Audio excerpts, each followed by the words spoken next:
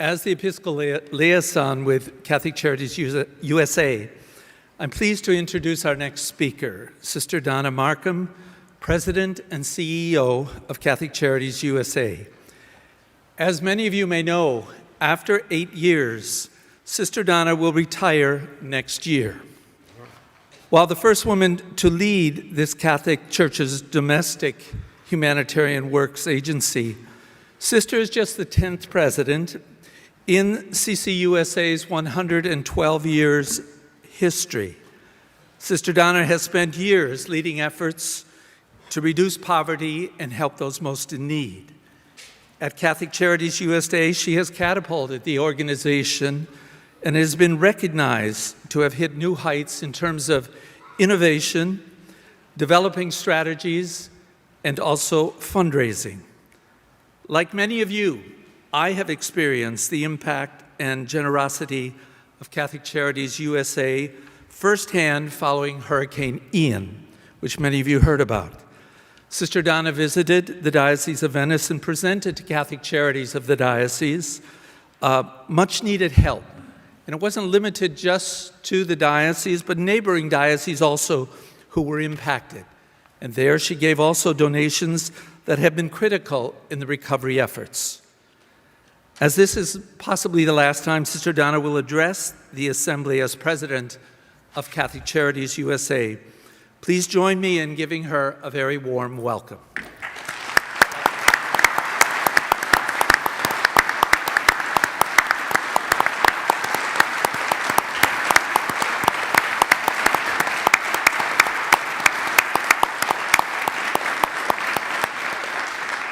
Thank you, everyone.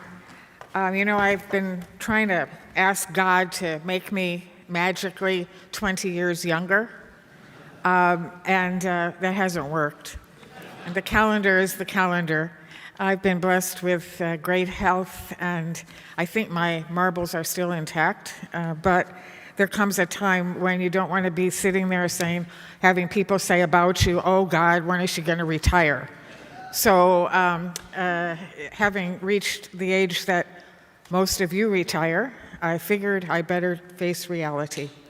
So I wanted to take this time to really share with you where we are with the two overarching goals that I had when I assumed this position, and I think I shared those with you.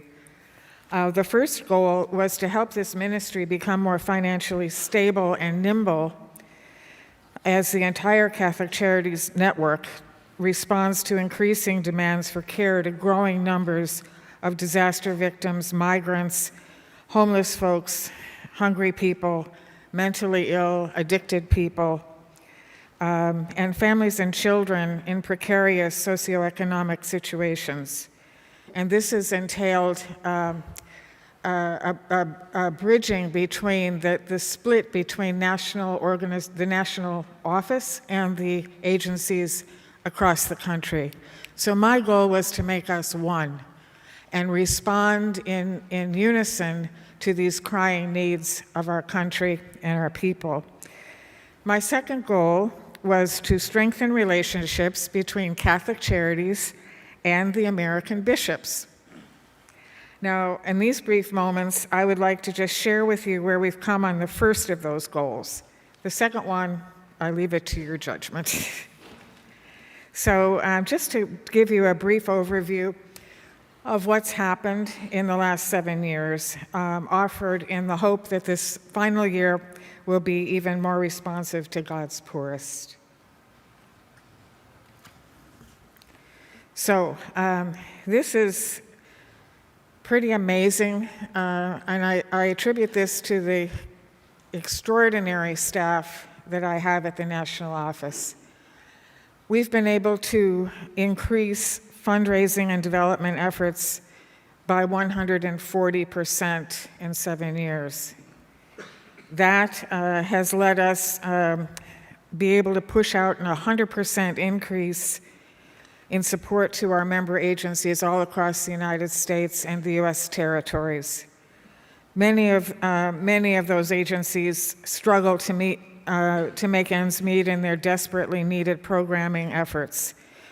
So development and enhanced marketing efforts have driven greater brand recognition for Catholic Charities across the country, and that has helped buoy up fundraising for the local agencies as well as at the national level. So as a result, the combined revenue for Catholic Charities national network grew by 36%. It accounts for, I think I've shared this with you before, about $5 billion in care for vulnerable people in this country annually. We don't really know how to count people, but we make an estimate that we're serving about 15 million people each year. So I'm real happy to say that this has occurred without raising Catholic Charities agency dues in 26 years. So we have not raised dues in 26 years. The dues, yeah, and I'm thrilled with that. Our dues account for less than 5% of our annual revenue, and I think that's the best we can do. The past 7 years, we've been able to, if you look at this just to compare apples and oranges, in 7 years we received across the 7 years $9.7 million in dues from the member agencies, and we've distributed $136 million in cash awards to those agencies in that amount of time. So it's not a bad ROI. And I think that just says, I think being able to call on corporations, people of goodwill, foundations to help with some of these enormous issues that we face along the border, the issues that we're facing with homelessness, et cetera. People want to help, we just have to ask them. We also have been able to push out about close to $73 million in-kind donations. Many times people need material things more than they need money. And again, vendors have been very grateful, and we've been able to do that to help them. And just to give you a sense of the last 12 months, in-kind product donations are close to $20 million in cash awards, and in-kind donations of close to, let's see, we've got about $7 million in in-kind donations in just the last year alone. We've been able to send money and stuff, goods, to 133 dioceses across the country. If you want to know how much your diocese got, I've got those numbers somewhere. Just come and see me if you'd like to know. So these are just to give you an idea of where it comes from. You know, why do people want to give us goods and funding because of things that they're passionate about, and our job is to try and find out who's passionate about what and ask them to be our partners in responding. The last couple of months, just to say this, it's been a busy time for us.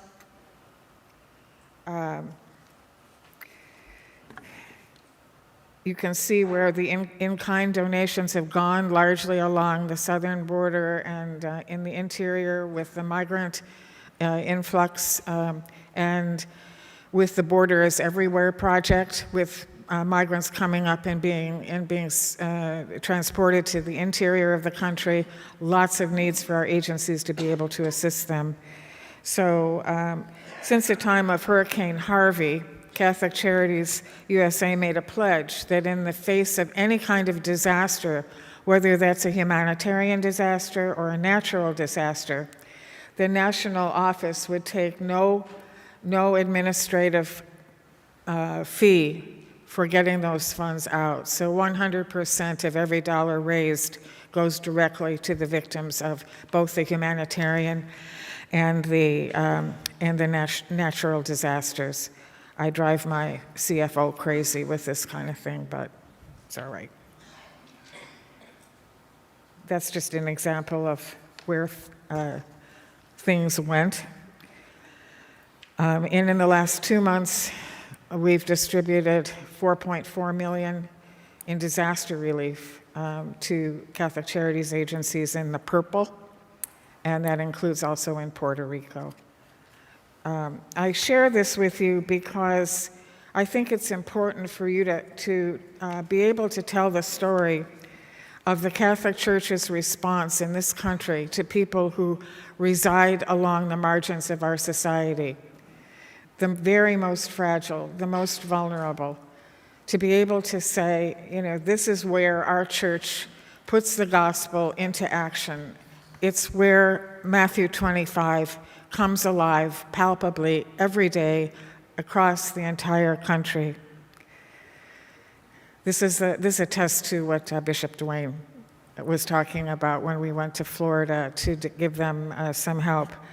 All of this is possible because of the incredible generosity of corporate, foundation, and individual donors, because what they're doing is helping to supplement what a local Catholic Charities agency is able to do, and especially those of you that reside in rural parts of the country or very underserved parts of the country.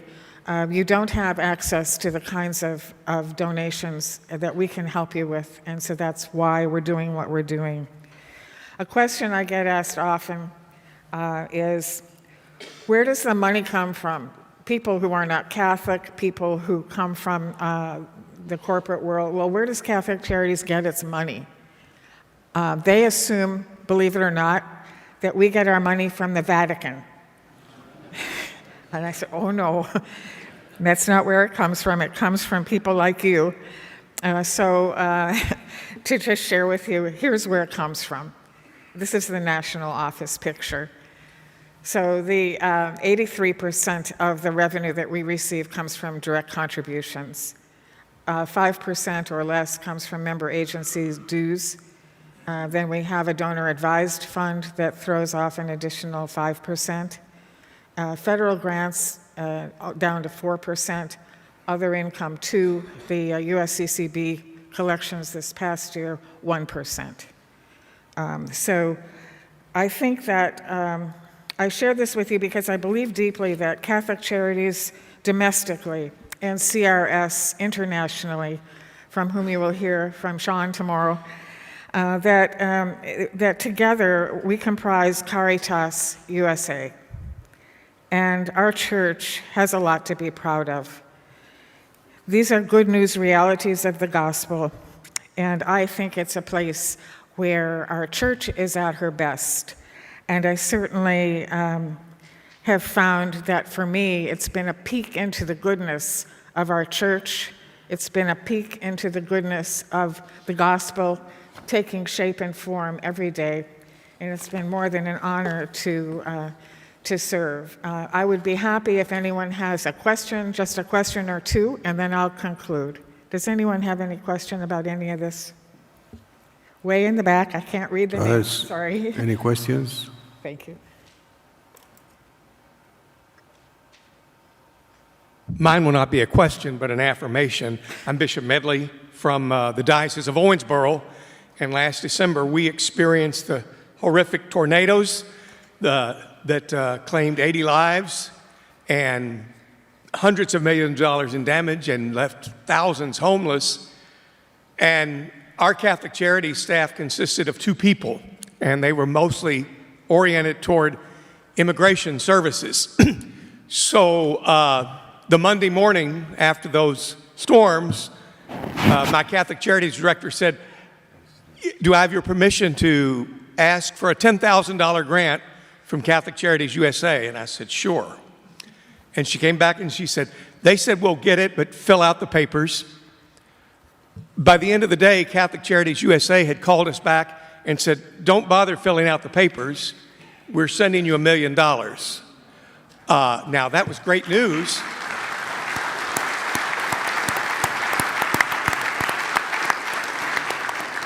But like most of you, even large dioceses, we had no idea how to engage in disaster relief. Within 2 days, a staff person from Catholic Charities USA was in Owensboro to give us a diagram and tell us what we had to do. And to to tell us to use a lot of that $1 million. In the meantime, I began to hear from many of you. Several of you called and said, what do you need? We're taking up a collection.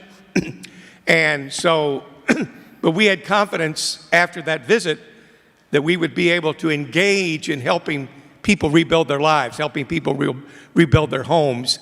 Since then, we've received just under $10 million in contributions from everywhere, but approximately a third of that has come directly from Catholic Charities and their benefactors. And I don't know where we would be if we didn't have Catholic Charities USA. So thank you.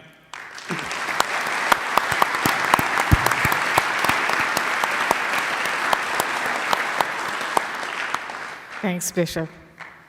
So let me just say in conclusion that it's been an honor. And I put a little quote there, and that's Archbishop Laurie at our annual gathering this past September. And I just wrote a quote that this was in my talk. And when we say yes to a position of ministry, we're saying yes to a God who's calling us closer. We're saying yes to love better, to care more deeply, to work harder, and to suffer alongside those who need to share their stories and their lives with us. So I want to say thank you for saying yes.